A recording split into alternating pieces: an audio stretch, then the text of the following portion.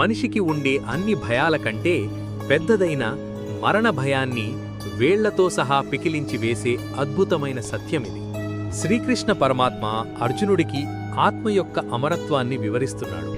అవినాశీతు తద్విద్ధి ఏన సర్వమిదం తతం వినాశమవ్యయస్యాస్య న కశ్చిత్ కర్తుమర్హతి.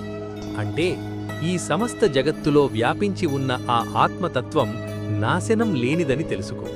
దీనిని నశింపజేసే శక్తి ఈ విశ్వంలో ఎవరికీ లేదు, ఏ ఆయుధానికీ లేదు. నేటి సైన్స్ ఏం చెప్తుంది? శక్తిని సృష్టించలేము, నాశనం చేయలేము. అది ఒక రూపం నుండి మరో రూపానికి మారుతుంది. సరిగ్గా ఇదే విషయాన్ని 5000 ఏళ్ల క్రితం కృష్ణుడు చెప్పాడు. శరీరం అనేది ఒక పరికరం, ఇన్స్ట్రుమెంట్ లాంటిది. విద్యుత్ ఉంటేనే బల్బు వెలుగుతుంది.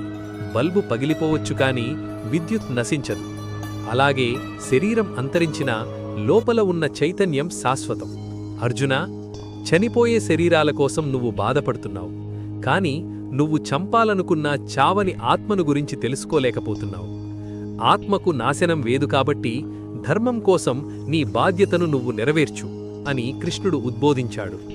ఈ స్పృహ ఉంటే మనకు దేనికీ భయముండదు. మనం నాశనం అయ్యే వస్తువుల మీద మమకారం పెంచుకుంటాం, కాని శాశ్వతమైన ఆత్మను మరిచిపోతాం. ఆత్మ ఎంత గొప్పదంటే దానిని నీరు తడపలేదు, గాలి ఆర్పలేదు. ఈ అద్భుతమైన ఆత్మ లక్షణాల గురించి ఇంకా వివరంగా వచ్చే ఎపిసోడ్లో చూద్దాం. Please subscribe. ఓం నమో భగవతే వాసుదేవాయ.